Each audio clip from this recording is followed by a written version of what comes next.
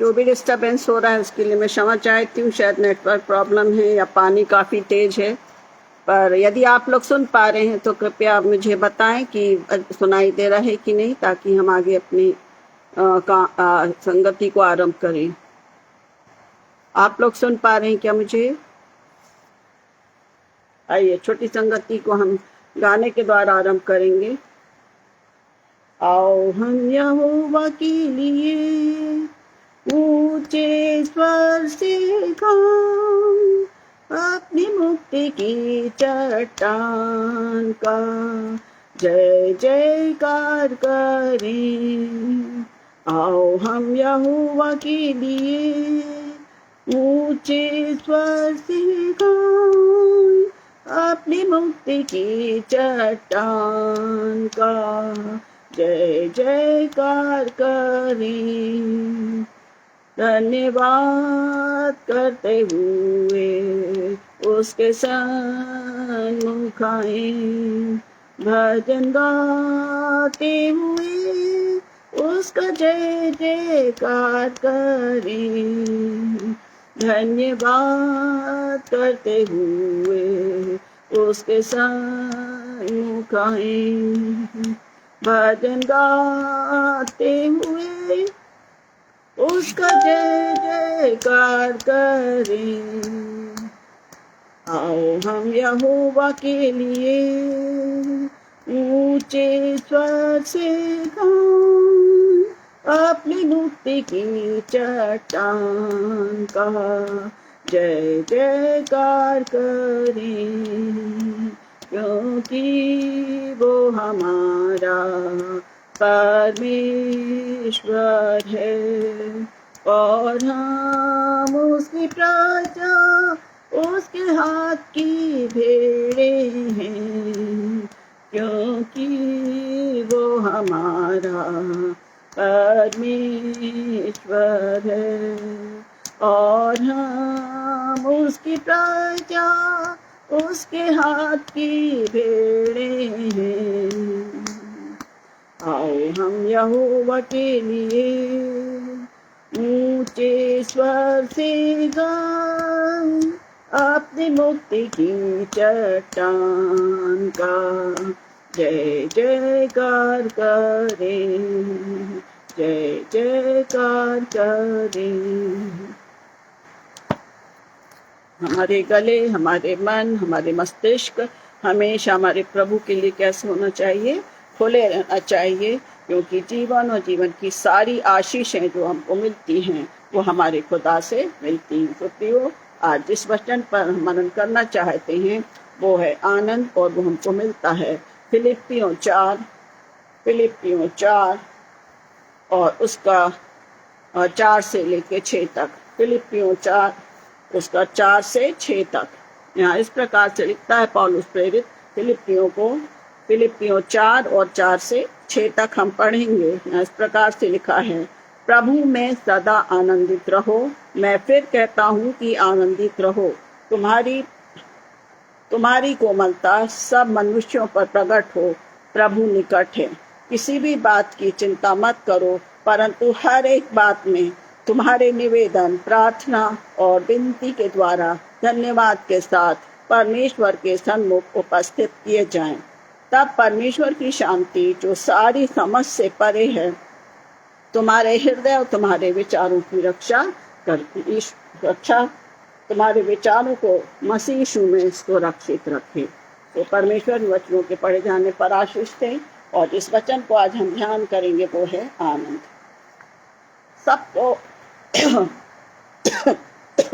अच्छा लगता है ना? इंग्लिश में बहुत अच्छा लिखा है, उस कोरस को भी गाते हैं बच्चे। Rejoice in the Lord always.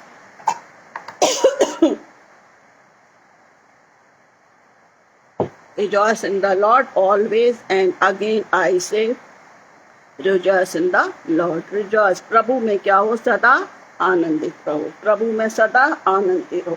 सांसारिक आनंद की बात यहाँ नहीं है, प्रभु में आनंदित रहना है प्रियो।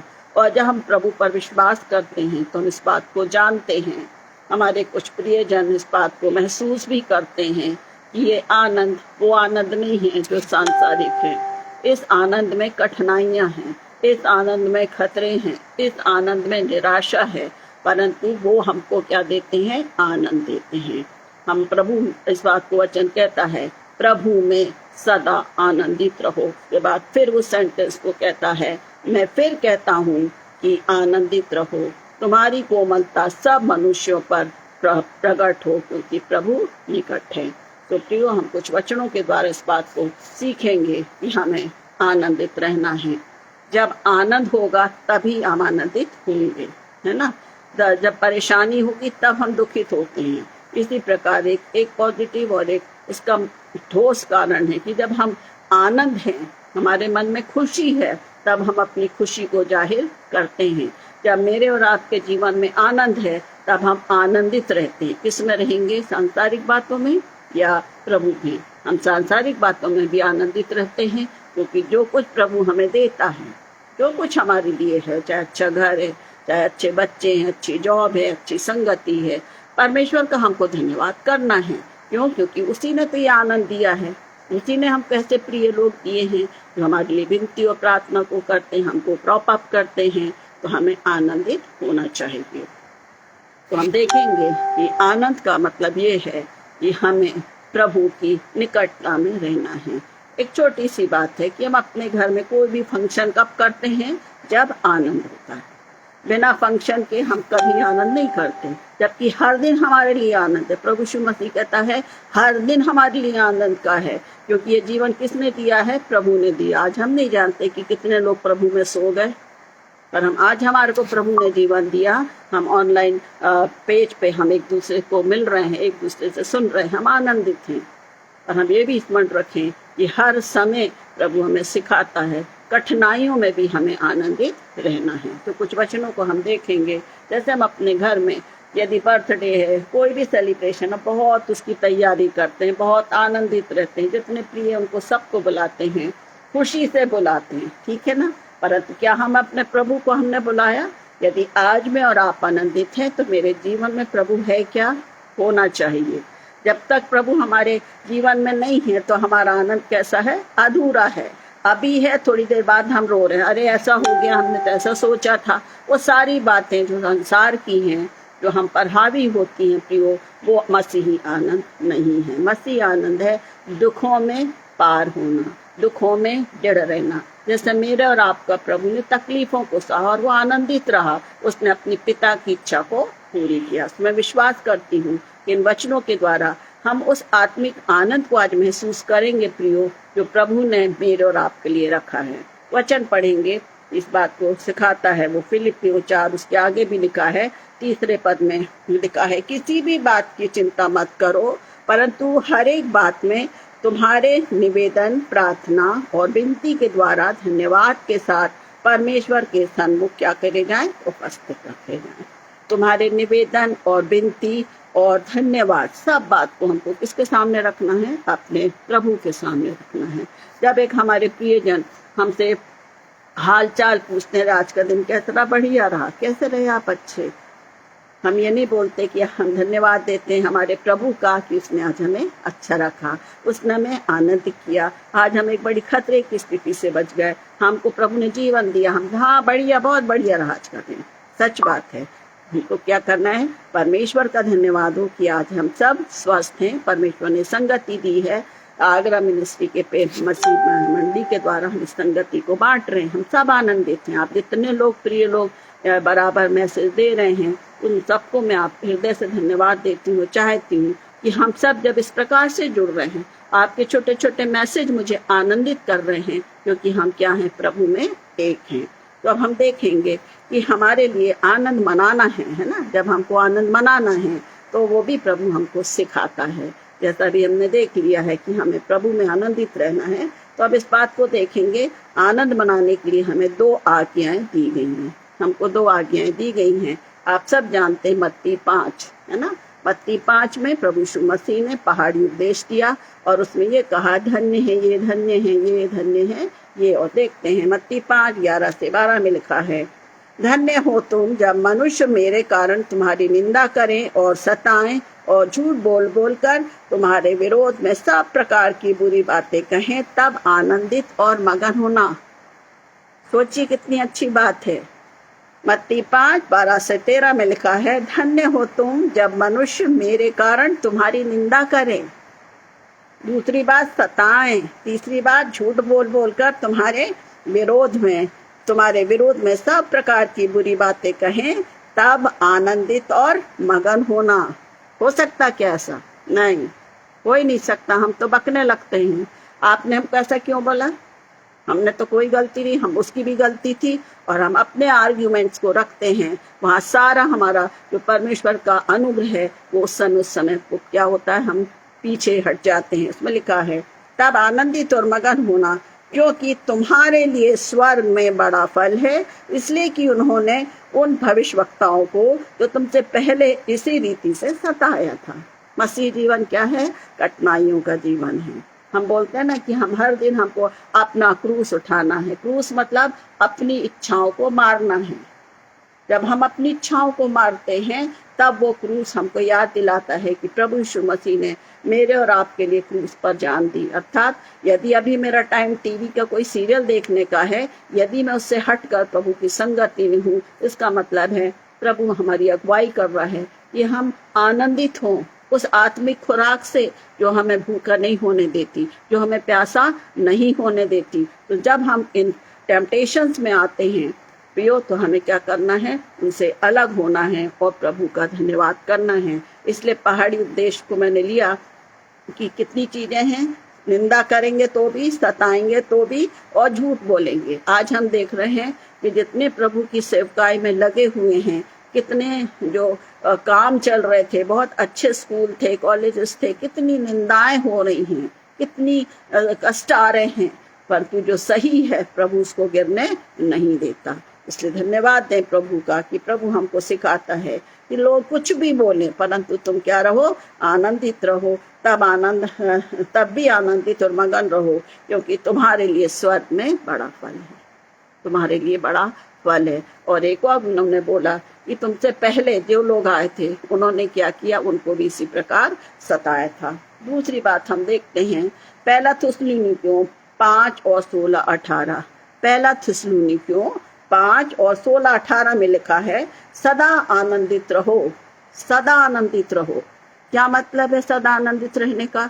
कठिनाइयों में भी आनंदित रहें, हम तकलीफ में तब भी आनंदित रहें, हम शोकित थे क्या तब भी हम आनंदित रहें। हाँ, पहला थिस्सलुनीकियों 5:16-18 में लिखा है, निरंतर प्रार्थना में लगे रहो, हर बात में धन्यवाद करो, क्योंकि तुम्हारे लिए मसीह यीशु में परमेश्वर की यही इच्छा है।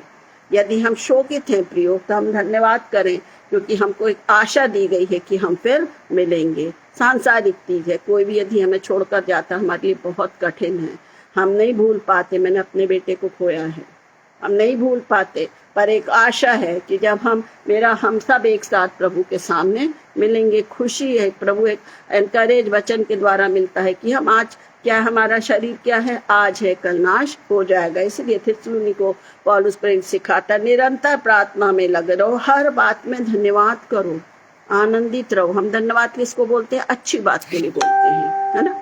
अच्छी बात के लिए धन्यवाद। हर बात के लिए हम धन्यवाद नहीं बोलते। जो हमारी मर्जी के मुताबिक है तो हम सही बोलेंगे, और नहीं तो हम कहते हैं शांत रहते, हम कोई रिस्पॉन्स नहीं देते। तो ये हमारी आत्मिक और सांसारिक सोच हमको बताती है हम हमेशा क्या रहना चाहिए? आनंदित रहना है, क्योंकि वचन कहता है, क्योंकि तुम्हारे लिए मसीह यीशु में परमेश्वर की इच्छा यही है। उसके पास सारी सामर्थ्य थी, उसके पास सब कुछ था, परंतु उसने हमारे जैसे सारी तकलीफों को सहा और मेरे और आपके लिए अनंत जीवन को रखा। अब हम देखेंगे कि आनंद के जो वचन कौन कौन से वचन हैं, जिसको हम देखेंगे एक उदाहरण के रूप में कि कौन कौन से वचन हैं जो हमको आनंद से बताते हैं। इसमें हम देखेंगे पहले लूका 1 और उसका 46 से 50 तक। लूका 1:46 से 50 तक। यहाँ हम देखते हैं कि मरियम किस प्रकार से जब प्रभु यीशु मसीह के जन्म की बात होती है वो क्या करती है? धन्यवाद करती है। मरियम का स्तुति गान लिखा है। मत्ती लूका 1 और 46 से 50 में हम देखेंगे कि वो उस आनंद को प्रकट करती है। कितनी अद्भुत बात है कि मरियम की मंगनी यूसुफ से हुई थी और परमेश्वर ने पवित्र आत्मा की ओर से क्या किया, उसको प्रभु यीशु मसीह को उसके कोख में डाला। इसके पहले हम देखते हैं एलिशिबा के लिए उसके पास बच्चे नहीं थे, परमेश्वर ने अपने अनुग्रह से उसको जो कि बांझ थी एक बेटा दिया और ये दोनों मिलकर परमेश्वर का धन्यवाद करती हैं। यह लिखा है मरियम का एलिशिबा से मिलना, जो कि यूहन्ना की पत्नी और जकरिया की पत्नी और यूहन्ना की माता थी। तो यहाँ मरियम का स्तुति गान लिखा है जिसको हम पढ़ेंगे 40 से 50 तक। तब मरियम ने कहा, मेरा प्राण प्रभु की बड़ाई करता है और मेरी आत्मा मेरे उद्धार करने वाले परमेश्वर से आनंदित हुई है। क्या लिखा है? मेरी आत्मा मेरे उद्धार करने वाले परमेश्वर से आनंदित हुई है। मरियम तैयार थी, मरियम तैयार थी। आज सोचिए यदि जिसका विवाह ना हो और यदि उसको प्रेगनेंसी होती है तो हम किस प्रकार से अपने अपने सोच और विचारों को प्रकट करते हैं, उस बात को हम नहीं लेंगे। परंतु ये परमेश्वर की योजना थी कि उसने कुंवारी मरियम के द्वारा अपने पितृ को हमारे लिए दिया और वो धन्यवाद कर रही है। बहुत सुंदर ढंग से कहती है कि मेरा प्राण प्रभु की बड़ाई करता और मेरी आत्मा मेरे उद्धार करने वाले परमेश्वर से आनंदित हुई है, क्योंकि उसने अपनी दासी की दीनता पर दृष्टि की है। इसलिए देखो, अब से सब युग के लोग मुझे धन्य कहेंगे, क्योंकि उस सर्वशक्तिमान ने मेरे लिए बड़े बड़े काम किए हैं। उसका नाम पवित्र है और उसकी दया उन पर जो उससे डरते हैं पीढ़ी से पीढ़ी तक बनी रहती है। इस प्रकार हम देख रहे हैं कि मरियम को भी जब चुना गया, दूत ने आके बोला, भयभीत मत हो, तू गर्भवती होगी, पुत्र जनेगी, उसका नाम यीशु रखना। आनंदित थी वो, प्रभु में आनंदित थी। इसलिए सुंदर शब्द कहती है कि परमेश्वर, मेरी आत्मा मेरे उद्धार करने वाले परमेश्वर से आनंदित हुई है। आज मैं और आप स्वस्थ हैं। आज सारे दिन आपने अच्छे से अपने कामों को किया है ना, अपने अपने घरों में आप आ गए हैं, आनंदित है ना कि प्रभु आज दिन भर अच्छा रहा, कोई प्रॉब्लम नहीं रही, हमारा काम अच्छे से हो गया था। यदि कोई जॉब अटक रहा था, जो काम नहीं हो पा रहा था, हम धन्यवाद, पहला शब्द हम क्या करते हैं, धन्यवाद देते, प्रभु से आनंदित होते कि हाँ प्रभु जी, आपने हमारी अगुवाई की है, हम आपका धन्यवाद करते हैं, हमारे मन खुशी से। फिर सबसे मुख्य बात है, जब प्रियो हम आनंदित रहते हैं, वो आनंद हमारे चेहरे से प्रकट होता है। हमारा निराशा हमारे चेहरे से प्रकट होती है, हमारा क्रोध हमारे चेहरे से प्रकट होता है। हम बोले अरे ठीक है, सब कुछ है, पर हमारा चेहरा रोना है, तो इसका मतलब है हम उथले मन से या झूठ बोलकर सामने वाले को इंश्योर कर रहे हैं कि हम अच्छे हैं, हम आनंदित हैं। हम इस प्रकार से हमें नहीं रखना। जब हम प्रभु में हैं, प्रभु का तेज हमारे जीवन में प्रकट होता है। इसके साथ ही हम देखेंगे लूका 2 और 10 में भी लिखा हुआ है। लूका 2 और 10 में लिखा है, तब स्वर्गदूत ने उनसे कहा, मत डरो, क्योंकि देखो मैं तुम्हें बड़े आनंद का सुसमाचार सुनाता हूँ, जो सब लोगों के लिए होगा। स्वर्गदूत ने सबको बता दिया। किसको बताया? गड़हरियों। कोई बड़े बड़े लोगों को नहीं बताया। और उनसे क्या कह रहा है? मत डरो, क्योंकि देखो मैं तुम्हें बड़े आनंद का सुसमाचार सुनाता हूँ। वो लोग जो अपनी भेड़ों को इतनी ठंड में घुमा रहे थे, ज्योति आए, वो जो डरे चमके, उन्होंने आवाज सुनी और वचन कहता है कि उन्होंने कहा चलो आपस में एक दूसरे से कहा, आओ हम चलकर उस बात को देखें। और उन्होंने देखा कि चरनी में यीशु बालक है। कितने अच्छे से माना। अब आज यदि हमसे यो कोई बोल दे तो हम तो दुनिया भर के क्वेश्चन उठा देंगे, अरे वो सही भी है कि नहीं है, जो वचन सेवकाई कर रहे हैं वो अच्छे हैं कि नहीं, उनकी पूरी हिस्ट्री हम ढूंढ लेते हैं। प्रियो, वास्तविकता में कह रही हूँ, हमको धन्यवाद देना चाहिए, आनंदित होना चाहिए कि प्रभु अपने दासों को भेजते हैं वचनों के द्वारा, सिखाने के द्वारा, पर हम ज़्यादातर उन नेगेटिव बातों पे चले जाते हैं जिसको हमें जाना नहीं चाहिए। पूरी हिस्ट्री पता लगाते हैं, उसके बाद हम मीटिंगों में जाते हैं। बहुत गलत बात है। गड़हरिये क्या करे? तुरंत गए। तुम्हारे लिए सुसमाचार है, तुम्हारे लिए आनंद का विषय है। वो पढ़े लिखे नहीं थे प्रियो, वे तुरंत गए और उन्होंने प्रभु यीशु मसीह का दर्शन किया, उनको सब कुछ बताया। फिर मत्ती 2 और 10 में देखा है, जो ज्योतिषी थे वो भी आनंदित हुए उस तारे को देखकर। कितने तारे होंगे उस समय में, परंतु मत्ती 2 और 10 में लिखा है उस तारे को देखकर वे अति आनंदित हुए, अति आनंदित हुए, क्योंकि वो तारा अन्य तारों से क्या था, भिन्न था। अति शब्द लिखा है, आनंदित अकेला नहीं लिखा है, अति अति, बहुत खुश। जैसे हम घर में बैठे हैं और अनएक्सपेक्टेड हमारे प्रियजन आते तो हम तो भूल ही जाते हैं, एकदम से इतने आनंदित हो जाते, अरे हमने तो सोचा नहीं था, भूल ही जाते हैं कि हमें कुछ आगे पीछे कोई है। उन्होंने क्या है, अति आनंदित हुए, और उस आनंद के द्वारा उन्होंने क्या करना, उसको ढूंढना शुरू किया। हेरोदेस के पास पहुंच गए, परमेश्वर का अनुग्रह उनके पास था, और जब उसने बोला कि मुझे भी बताना कि मैं भी उसको प्रणाम करूं, वचन कहता है कि उन्होंने स्वर्गदूत के द्वारा स्वप्नों में क्या देखा, उनको बताया गया कि तुम दूसरे रास्ते से चले जाओ। कितना आनंद है। जैसे मैंने बोला कि अनएक्सपेक्टेड अपने घर में कोई आता है, हम महिलाएं बहुत जल्दी आनंदित होती हैं। ऐसा नहीं कि हमारे मायके से आ रहे हों या हमारे बाहर से कोई भी आता है, हम बहुत खुश हो जाते हैं। क्यों होते हैं, एक संगति मिलती है, कई सालों के बाद मिल रहे हैं या कई दिनों के बाद हम मिल रहे हैं। जब प्रभु क्या आना है प्रियो, अब प्रभु आने वाला है ना, तो हमको क्या करना है, आनंदित रहना है। और आनंदित हम कब रहेंगे, जब हम प्रभु के वचनों में बने रहेंगे।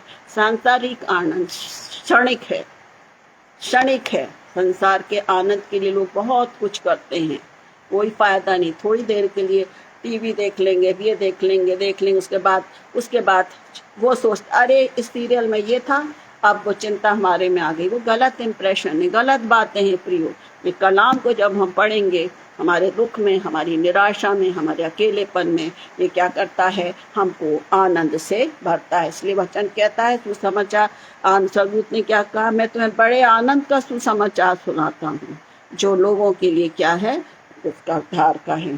फिर प्रेरितों के काम में हम देखेंगे, प्रेरितों के काम 8 और 8 में, प्रेरितों के काम 8 और 8 में लिखा है, और उस नगर में बड़ा आनंद छा गया। स्तिफनुस के समय में हम देखते हैं, स्तिफनुस के संग जो स्थिति आई थी, उसने सब बातों को स्पष्ट किया और वो बड़ा आनंदित हो गया। उसने कहा, मैं अपने परमेश्वर को, स्वर्गदूत को, स्वर्ग खुला हुआ और स्वर्गदूत को देखते हैं। और लोगों ने क्या कहा, उसको पथरवा कर दिया। परंतु 8 और 8 में लिखा, उस नगर में बड़ा आनंद छा गया। और क्यों छाया, क्योंकि स्तिफनुस की हत्या हो गई। फिर कलीसियाओं का पर अत्याचार हुआ, और फिलिप्पुस ने और पतरस जो वहां थे, उन्होंने लोगों को इंश्योर किया, मदद किया, और वे उस आनंद से भर गए। प्रेरितों के काम 8 और 8 को हम देखेंगे, जो किस चीज को हमें बताता है।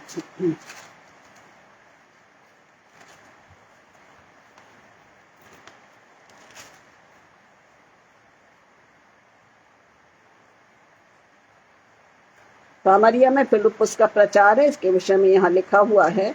7वें में देख रही हूँ, क्योंकि बहुत से अशुद्ध आत्माएं बड़े शब्द से चिल्लाती हुई निकल गईं, और बहुत से लकवे के लोगों और लंगड़े भी अच्छे किए गए, और उस नगर में बड़ा आनंद आ गया।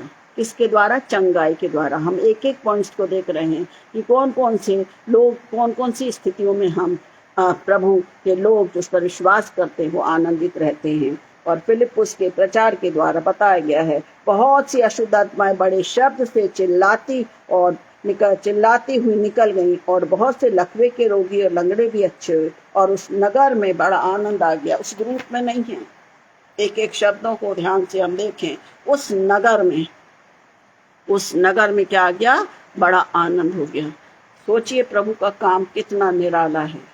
एक जगह, एक मोहल्ले में नहीं, पूरे नगर में परमेश्वर का क्या हुआ, वचन का, उसको परमेश्वर ने क्या किया, आनंद से भर दिया। प्रभु यीशु मसीह ने उनको सामर्थ्य दी। फिर हम देखते हैं प्रेरितों के काम 13 और 52 में भी देखते हैं, वहाँ इस प्रकार से लिखा है, और चेले आनंद से और पवित्र आत्मा से परिपूर्ण होते गए। सताव आ रहा था, उनको घेर घेर के बंदी गृह में रख देते थे, मारते थे, परंतु वे आनंदित होकर क्या कहते हैं, हम धन्यवाद देते कि हमने अपने प्रभु के लिए मार तो खाई। और इसलिए वचन कहता है, प्रेरितों का काम 13 और 52, और चेले आनंद से और पवित्र आत्मा से परिपूर्ण होते रहे। दुख के नहीं कि हमें मार पड़ गई, आनंदित। अजीब बात है प्रियो, जब मैं इन वचनों को पढ़ती हूँ, सीखती हूँ, कितना एक लगता है कि कितना प्रेम था प्रभु से उनका। हम आज आंखों देख के भी विश्वास नहीं करना चाहते हैं। हमारे सामने हम अपने घर में ही देखते हैं कि लोग अपने जीवनों में परिवर्तित हो रहे हैं, हमारी कलीसिया में, हमारे प्रियों में परिवर्तित हो रहे हैं, पर हम उनके संग आनंदित नहीं होते। क्यों नहीं होते? अरे थोड़ी देर का है, सब दिखावा है। सही बात बोल रही हूँ मैं आप लोग से। हम ये नहीं भूल जाते हैं कि यदि वो व्यक्ति आनंदित है, वो व्यक्ति चंगाई को पाया है, वो व्यक्ति यदि प्रभु के नाम में वचन बांट रहा है, ये केवल और केवल प्रभु की सामर्थ्य से है। वचन में लिखा है दुष्ट आत्माएं भी ये काम करवाती हैं, पर वो दुष्ट आत्माओं के जब हम प्रभु में रहते हैं प्रियो, वो हमको सिखाता और बताता है। जो सामर्थ्य के काम जो प्रभु के लोग करते हैं वो अलग होते हैं, और जो शैतान के द्वारा होता है वो कुछ क्षणिक होता है। हम देखते हैं कुछ लोग काफी समय से प्रचार करते, बाद में उनका नाम ही नहीं पता लगता। क्यों? क्योंकि वे प्रेजिंग के लिए या अपने हिसाब से उन वचनों को बांटते हैं। जबकि वचन क्या कहता है? ना तो हम एक शब्द घटा सकते हैं और ना एक शब्द बढ़ा सकते हैं। इसलिए जब हम परमेश्वर का धन्यवाद कर रहे हैं, हम धन्यवाद के साथ उसके निकट बढ़ते जाएं और प्रभु में आनंदित रहें। दूसरा वचन हमको सिखाता है, पहला पतरस 1:8। पहला पतरस 1:8 में लिखा है, उससे तुम बिना देखे प्रेम रखते हो, है ना? उससे तुम बिन देखे प्रेम रखते हो, और अब तो उस पर बिन देखे विश्वास करते हो। ऐसे आनंदित और मगन होते हो जो वर्णन से बाहर और महिमा से भरा है ना? कितना अच्छा शब्द पतरस बता रहा है, पहला पतरस 1:8 में। ये तो उससे तुम बिन देखे प्रेम रखते हो, और अब तो उस पर बिन देखे भी विश्वास करके ऐसे आनंदित और मगन होते हो जो वर्णन से बाहर हैं। एक आशा है, हम सबको एक आशा है ना? जब हम प्रभु से प्रार्थना करते हैं, कठिनाइयां आ रही हैं, जगह जगह लड़ाई झगड़े हो रहे हैं, हम देखते हैं ईरान वगैरह में क्या क्या परेशानियां आ गई, इसराइल में कितनी परेशानियां आ गई, पर वचन क्या कहता है? प्रभु में सदा आनंदित रहो, धीरज रखो, क्योंकि ये जीवित कलाम मेरे पास है जो पवित्र आत्मा की प्रेरणा से लिखा गया है। इसलिए वो कह रहे हैं कि तुम लोग इतने आनंदित हो और मगन हो जो वर्णन से बाहर है। क्यों नहीं हम आनंदित रहेंगे प्रियो?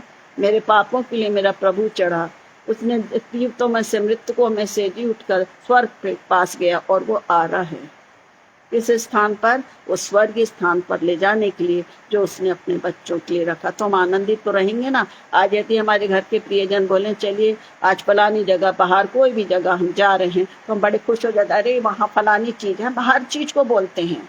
यदि हम दिल्ली जाएंगे, हम अब्रॉड जाएंगे, तो वहाँ की सारी खोजबीन करनी है कि हम इस स्थान को देखेंगे, हम यहाँ जाएंगे। और जब हमें स्वर्ग जाना है प्रभु के पास, तो क्या हम तैयार हैं? हम आनंदित हैं? हमारा रिजर्वेशन हुआ कि नहीं हुआ? हम मन आनंदित रहें। जब हम रहेंगे, हाँ प्रभु हमको क्षमा किया खुदा आपने, पश्चातापी हृदय के साथ प्रियो प्रभु के निकट लाते हैं। एक छोटी गलती, हम बच्चा जब एक बार बोलता है सॉरी मम्मी हमसे गलती हो गई, हम आनंदित हो जाते हैं प्रियो, आनंदित हो जाते हैं। बच्चे नहीं समझते, पर वे जानते हैं कि मुझसे गलती हुई है, और हम उसको गोदी में लेकर उसको गले से लगा लेते हैं। हमारा प्रभु ऐसे ही है प्रियो, पश्चाताप के साथ गलतियों को मानना है, उस आनंद को पाना है जो माता पिता से भी स्वर्गीय पिता हमको और आपको देता है। फिर हम देखेंगे यूहन्ना 15:11। यूहन्ना 15:11 कहता है, और मैंने ये बातें तुमसे इसलिए कही कि मेरा आनंद तुम में बना रहे और तुम्हारा आनंद पूरा हो जाए। माता पिता अपने बच्चों से प्यार करते हैं, वो चाहते हैं कि उनकी खुशी में, बोलते ना, हम बोलते हैं कि उनकी खुशी में हमारी खुशी है। इसलिए जितना जो कुछ हमसे बन पड़ता है अपने बच्चों के लिए करते हैं, चाहे कठिनाई हो, चाहे कमी घटी हो, पर हम ये चाहते हैं कि उनका आनंद क्या हो? पूरा हो। प्रभु यीशु मसीह यूहन्ना में कहते हैं, मैंने ये बातें तुमसे इसलिए कही कि मेरा आनंद तुम में बना रहे और तुम्हारा आनंद पूरा हो। हम विश्वास करेंगे प्रियो, यदि हमारे जीवन में आनंद है, कठिनाइयां भी आएंगी, थोड़ी सी आएंगी, और हम आनंदित रहेंगे, क्योंकि उस कठिनाइयों में मेरे और आपके आंसू पोंछने वाला मेरा प्रभु है, मेरे कोई प्रिय नहीं है। जब हम प्रार्थना में रखते, प्रभु ये दुख हमारे से समझ नहीं आ रहा, ये कठिनाई हमसे समझ नहीं आ रही है, प्रभु हमको संभालता है, अपने आनंद से भरता है कि मेरे बच्चे मैं तेरे साथ हूँ। हम सभी जो भी हमारी हम बहनें हैं, हम जानते हैं कठिनाइयाँ आती हैं, हमारे भाइयों को भी कठिनाइयाँ आती हैं, क्योंकि हमारे ऊपर घर की जवाबदारी रहती है, हम कहीं ना कहीं चिंतित होते हैं। हम आनंदित तो हैं कि हमारे पास घर परिवार है, कहीं चिंता है, अरे बच्चे का ऐसा हो जाए, बच्चे का एग्जाम है, ये है वो है, परंतु हम प्रार्थना में रहते हैं प्रियो, तो हम आनंदित रहते हैं, क्योंकि मेरे प्रभु ने प्रतिज्ञा किया है, जो कुछ तुम मेरे नाम से मांगो मैं तुम्हें दूंगा। फिर एक और वचन है इब्रानियों 12 और 9, इब्रानियों 12 और 2 इब्रानियों 12 और 2 कहता है, और विश्वास के कर्ता और सिद्ध करने वाले यीशु की ओर ताकते रहो, जिसने उस आनंद के लिए जो जो उसके ऊपर धरा था सहा, और परमेश्वर के सिंहासन की दाहिनी ओर जा बैठा। अपने पिता की इच्छा को पूरी किया। उसने बोला ना हो सके तो कटोरा मेरे पास से हटा ले, पर फिर भी मेरी नहीं पर आपकी इच्छा क्या हो पूरी हो।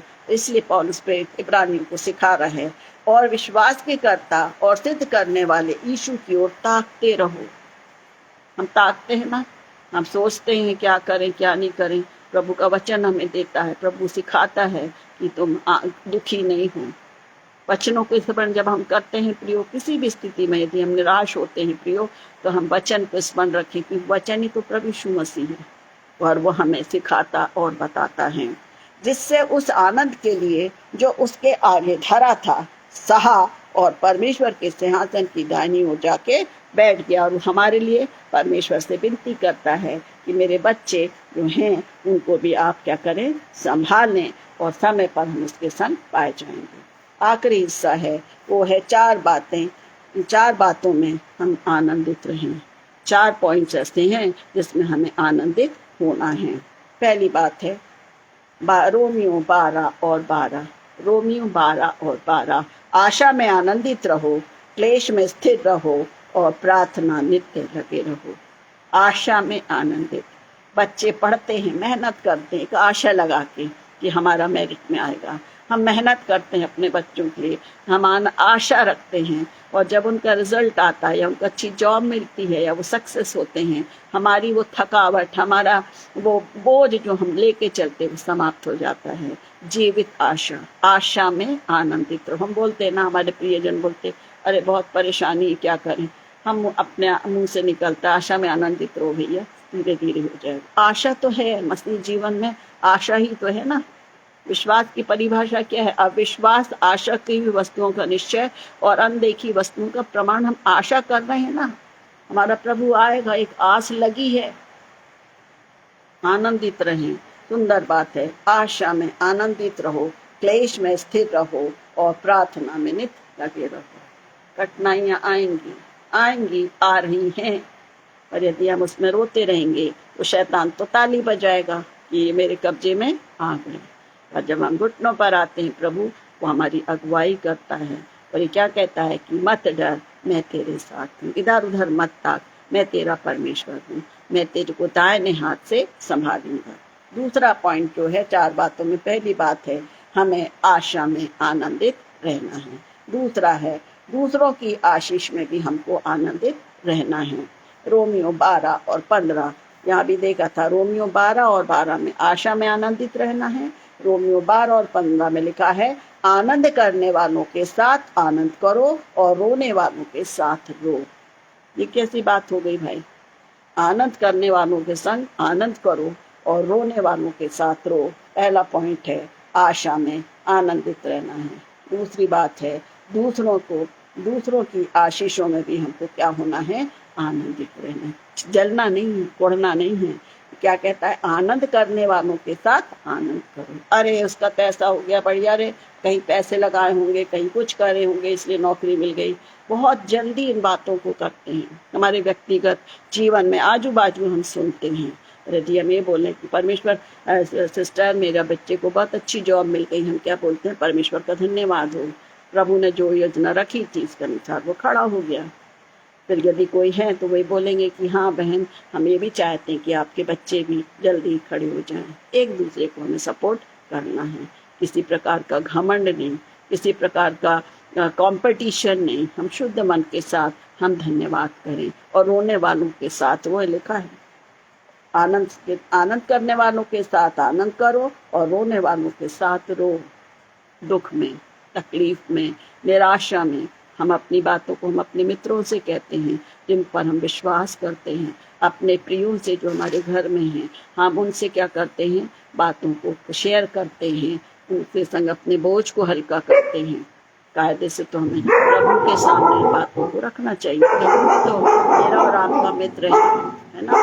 प्रभु भी तो मेरा और आपका मित्र है। उसके सामने बोलेंगे, हमारे आंसुओं को पोंछ कर हमें आनंद से भरेगा। तीसरी बात है, प्रभु में आनंदित रहना। इसलिए हे भाइयों, प्रभु में आनंदित रहना। फिलिप्पियों 3:1, प्रभु में आनंदित रहना है। फिलिप्पियों 3:1 बताता है, इसलिए हे भाइयों, प्रभु में आनंदित रहना।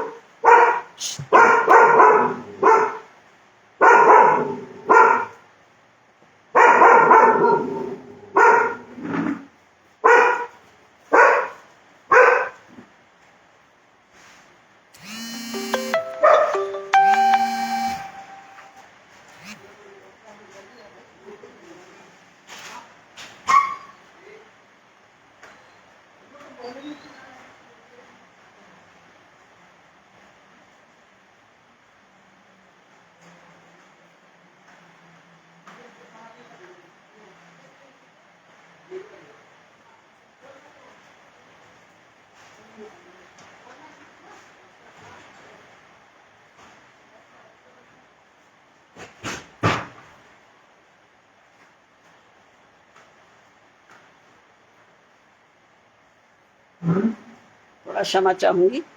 प्रभु में आनंदित रहो। फिलिप्पियों 3:1, इसलिए हे भाइयों, प्रभु में आनंदित रहो। अभी हमने देखा है, आशा में आनंदित रहना है, आनंद करने वालों के संग आनंदित रहना है, और तीसरी बात है, प्रभु में आनंदित रहना है। और प्रभु में आनंदित रहने का मतलब है अपनी कठिनाइयों में आनंदित रहना। प्रभु ने हमारे लिए बहुत सारी बातों को सहा है। जो फरीसी और सदूकी थे, वो क्या करते थे, दोषारोपण लगाते थे कि इसमें तो दुष्ट आत्माएं हैं, ये दुष्ट आत्मा की अगुवाई से इन कामों को करता है। पर प्रभु ने उनको कुछ बोला नहीं। हमें प्रभु में आनंदित रहने का मतलब है कठिनाइयों में, चाहे कोई हमारी तरफ हो या ना हो, हमें प्रभु में आनंदित रहना है। वो आनंद जो कोई हमसे छीन नहीं, कोई दे नहीं सकता और कोई छीन नहीं सकता, बशर्ते हम विश्वास में स्थिर रहें। हम बहुत जल्दी निराश होते हैं। हमारी जो एक्सपेक्टेशन होती हैं प्रियो, हम एकदम से चाहते हैं कि वो पूरा हो जाए, पूरी हो जाए। और हम देखते हैं कि किस प्रकार से बड़े काम बाइबल में बहुत सारे लोगों के विषय में बताया गया है कि उन्होंने काफ़ी समय तक क्या किया, विश्वास रखा, धीरज रखा। इब्राहिम के विषय में हम देखते हैं, जो हमारा विश्वासियों का पिता है। 90 वर्ष की उम्र में प्रभु ने उसको एक बेटा दिया। वो तो बोलने लगा कि ये सेवक ही मेरा है, विश्वास किया। और जब उसको पुत्र दिया तब उसको बोलता कि इसको बलि कर दे, जा और इसको क्या करना है, बलि करना है। तब भी उसने कुछ नहीं बोला, वो ले भी गया। और अब एक शब्द है जो हमको हमेशा उत्साहित करता है कि उसने अपने जो सेवक थे उनसे कहा कि मैं और बेटा जाकर आते हैं। जब हम वचन मनन करते हैं तो इस बात को कहता है कि तुम लोग यही ठहरो, मैं और बेटा हम जाकर आते हैं। उसको विश्वास था, उसको विश्वास था। और इसलिए उसने जैसे ही उसको परमेश्वर को समर्पित करना चाहा, स्वर्गदूत ने उसको रोका। क्या है, भाइयों, इसलिए हे भाइयों, प्रभु में आनंदित रहो। विश्वास में दृढ़ रहना है, विश्वास में दृढ़ रहना है। जैसे इब्रानियों की पत्री उसके जो 11वां पद है उसमें ये बताता है विश्वास की परिभाषा कि अब उसमें इस बात को बताता है कि अनदेखी वस्तुओं का प्रमाण। अब विश्वास आशा की हुई वस्तुओं का निश्चय और अनदेखी वस्तुओं का प्रमाण है। स्वर्ग एक ऐसी सुंदर जगह, मेरा यीशु रहता वहाँ। हमको प्रकाशित वाक्य में उसका पूरा वर्णन बताया गया है। हम उन चीज़ों की ओर जब ध्यान लगाएंगे ना, तो एक आनंद हमारे जीवन में आएगा, हमारी निराशा हमारे जीवन में दूर होगी और हम प्रभु की निकटता में। एक एक वचन मैं आप लोग से विनती करती हूँ कि जब हम वचनों को पढ़ते हैं, देखें कि इस वचन से मुझे आनंद मिल रहा है, इस वचन इसके द्वारा वो सामर्थ मिलती है। चौथी और आखिरी बात है, मसीह के दुखों में हमको आनंदित रहना है। पहला पत्रस 4 और 13, पहला पत्रस 4 और 13 बताता है, पर जैसे जैसे मसीह के दुखों में सहभागी होते हो, आनंद करो, जिससे उसकी महिमा के प्रकट होते समय भी तुम आनंदित और मगन होगे। पहला पत्रस 4 और 13, पहला पत्रस और 13, पहला पत्रस की पत्री उसका 4था अध्याय और उसका 13वां पद हमको इस पूरे विषय को बताता है कि पर जैसे जैसे मसीह के दुखों में सहभागी होते हो, आनंद करो, जिससे उसकी महिमा के प्रकट होते समय भी उसमें आनंदित और मगन होना। ये 4 बातें हैं जिसमें हमें आनंदित रहना है। पहली बात है आशा में आनंदित रहना है, दूसरा है दूसरों की आशीष में आनंदित रहना है, तीसरी बात है प्रभु में आनंदित रहना है, और चौथी बात है मसीह के दुखों में आनंदित रहना है। कठिन बात है,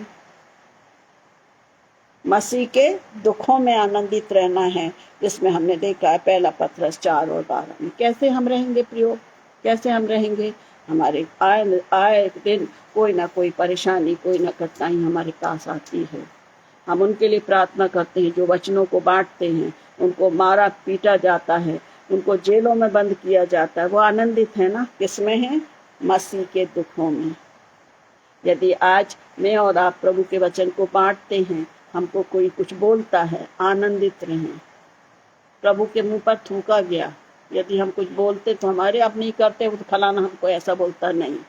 हमको कठोर मजबूत बनना है। जब ये वचनों को मैं बांटती प्रभु, प्रियो मेरा आत्मा कांपती है। मैं तो कि प्रभु इतनी दृढ़ता दीजिए कि हम सब जब वचनों को बांटते हैं, वचनों की सामर्थ मेरे और आपके जीवन में आए, ताकि हम हर एक बात में आपका धन्यवाद और आपका आनंद अपने जीवन में महसूस करने पाए। तो इस वचन को मैं यहाँ पर समाप्त करूँगी और फिर से मैं बताऊँगी कि 4 बातों में हमें आनंदित रहना है। आशा में आनंदित है। एक आशा है मेरे पास, हमारे पास एक आशा है कि हम अपने प्रभु के पास जाएंगे। दूसरी बात, दूसरों की आशीष में आनंदित होना है कि जितना हम आनंदित होंगे प्रभु हमको वो भी देगा। उसके लिए कुढ़े नहीं, अरे उसको इतना दिया मुझे नहीं दिया, नहीं। दूसरों की खुशी में हमको क्या होना है? आनंदित होना है। जो दुखी हैं उनको हमको क्या करना है? उनके दुख में उनको सहारा देना। भले वो हमें कुछ भी बोलें, पर हम उनके दुख में, उनकी बीमारी में हम उनके निकट खड़े होकर प्रयोग प्रार्थना कर सकते हैं। तीसरी बात है प्रभु में आनंदित रहो। वचन कहता है कि प्रभु में बने रहो, सर्वदा बने रहो। प्रभु में आनंदित रहने का मतलब है कठिनाइयां, सताव, निराशा, पर जैसे हम बोलते हैं ना कि यदि मेरा प्रभु मेरे साथ है, हमारे संग हमारे घर के यदि लोग रहते तो हम नहीं डरते ना। अरे हमारे भाई हैं, हमारे पति हैं, हमारी बहनें हैं, कोई ना कोई जो हमारा अपना है, जिसको हम अपना समझते, हम नहीं डरते, बड़ी मजबूती के साथ आगे बढ़ते हैं। तो हम याद रखें हमारे साथ हमारा प्रभु है। हम आनंदित रहें। कठिनाइयाँ आएंगी, हम भटकेंगे, निराश होंगे, होता है, हर चीजें आती हैं प्रियो, पर प्रभु उसमें हमें आनंदित रखता। वो आनंद जो संसार नहीं दे सकता, वो आनंद जो मेरे और बोलने से किसी को, अरे बहन दुख नहीं करो सब अच्छा हो जाएगा, मेरे बोलने से नहीं होता। वो आनंद प्रभु अपने लोगों के द्वारा अपने प्रियों तक उस आनंद को उड़ेलता है जिनको वो चुनता है। और चौथी बात है मसीह के दुखों में आनंदित रहो। आज जो समय चल रहा है प्रियो, वो यही है, वो यही है। हम सुनते हैं, दिन हम देख रहे हैं, सुन रहे हैं, जो प्रभु के वचनों को बांट रहे हैं, प्रभु की संगति में लग रहे हैं, उनको जेलों में बांधा जा रहा है, उनको मार रहे हैं, उनको सताव है, फिर भी वे आनंदित रहें। चेलों ने क्या कहा? हम धन्यवाद करते हैं कि हम प्रभु के लिए हम मार तो खाए, जब उनको जेल में रखा गया था और जब उनको बाहर निकाला गया, हमने बाहर आके क्या कहा? हम धन्यवाद देते हैं कि हम प्रभु के लिए, हम अपने प्रभु के लिए हमें मार तो खाए, आनंदित हैं। तो प्रभु हम सबकी अगुवाई करे कि आज का जो वचन हमने मनन किया है, यह हमें हमेशा प्रभु में आनंदित रहना है, क्योंकि हमारे आनंद का स्रोत कौन है? हमारा प्रभु है। जब हम उसमें आनंदित रहेंगे तो वो दुख में भी मेरी अगुवाई करेगा, बीमारी में भी मेरी अगुवाई करेगा, सताव में भी मेरी अगुवाई करेगा, कठिनाई में भी मेरी अगुवाई करेगा। अपने ढाल से घेर लेता है, वचनों की सामर्थ से घेर लेता, प्रार्थनाओं के द्वारा हम घिरे रहते हैं। प्रियो, इस बात को हम विश्वास करें और निरंतर हम प्रार्थना में एक दूसरे को उठाएं और इस आनंद में बने रहें जो आज हमने सीखा है। प्रभु ने चाहा तो अगली बार हम शांति पर मनन करेंगे कि परमेश्वर की शांति जो समझ ज्ञान से परे है हमारे जीवनों में कैसे काम करती है। तो आज के इस सुंदर वचन के लिए जो प्रभु ने हम सबको दिया, हम धन्यवाद करते हैं। और आप सभी के लिए, जितने भाई बहनों ने इनको ज्वाइन किया है, मैं हर एक के लिए परमेश्वर से उस अद्भुत आनंद को मांगती हूँ जो हमारे जीवन में, उस आनंद को जो हमें किसी भी बात, कोई भी बात हम पर मतलब दुख या परेशानी हम पर हावी ना हो, पर हम बोले बुराई में भी भलाई निकलती है, तब उसको निकाल कर हमको आनंदित करता। उस आत्मिक आनंद से आप सबको भरे प्रभु, कि हम एक दूसरे के लिए आशीष का कारण बने। प्रभु के नाम को महिमा दें। आए छोटी सी प्रार्थना के साथ हम इसको समाप्त करेंगे। धन्यवाद हो प्रभु आपके प्रेम के लिए, आपके अनुग्रह के लिए कि आपने आज का दिन हमारे जीवन में जोड़ा।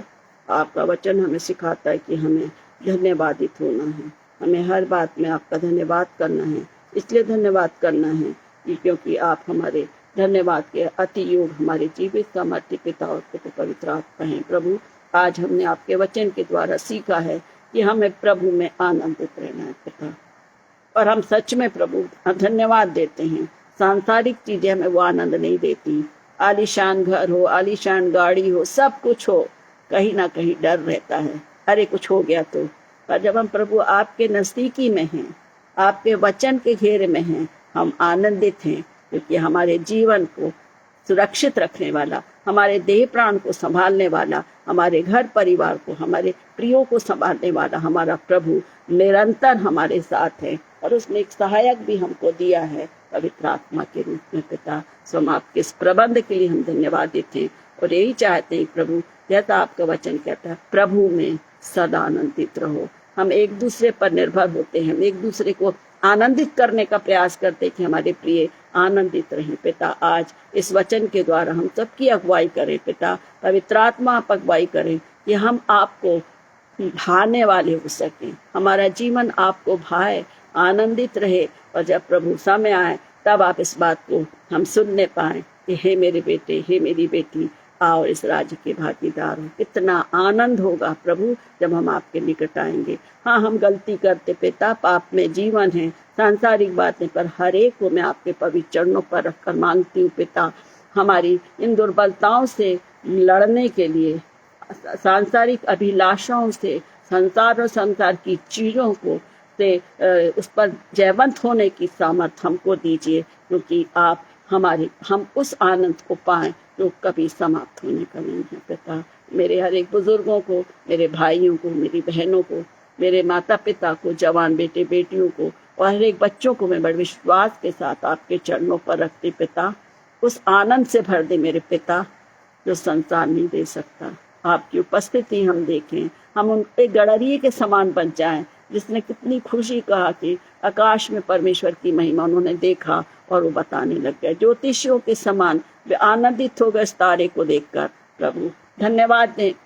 पौलुस कठिनाइयों में भी कहता है आशा में आनंदित रहो। हर एक बातों के लिए हम आपका धन्यवाद करते। पवित्र आत्मा आपकी अगुवाई दी खुदा, हम आनंदित हैं क्योंकि आज का दिन प्रभु ने हमें दिया, आज की रात्रि हमें दी, आज का ये वचन आपने दिया। हर एक को आशीष दीजिए। हम प्रार्थना करते हैं हमारे पासवान आदरणीय अनुपम डेविड जी को, बहन शबनम को, उनके परिवार को, उनकी मिनिस्ट्री को आशीषित करें। एक अद्भुत तरीके से प्रभु आप उनको काम में ला रहे हैं। जितने लोग हम सुनते हैं प्रभु, हमारे मनों को खोलें कि हम एक दूसरे को इस आनंद को बांटें, इस प्रेम को बांटें। आपके नाम को महिमा दे पिता, आने वाले समय में जब जो भी आगे वचन की सेवकाई करते हैं प्रभु, आपका पवित्र आत्मा उनकी भी अगुवाई करे, ताकि इस प्रकार हम आत्मिक खुराक को पाकर आत्मा में मजबूत हों, प्रभु में दृढ़ हों और आपकी मर्जी के अनुसार हम सब एक दूसरे के लिए आशीष का कारण बने और आपकी योजना को पूरा करें। पिता, प्रत्येक के लिए, प्रत्येक बच्चों के लिए, उनके फ्यूचर के लिए मैं आपसे उत्तम आशीषों की कामना करती हूँ।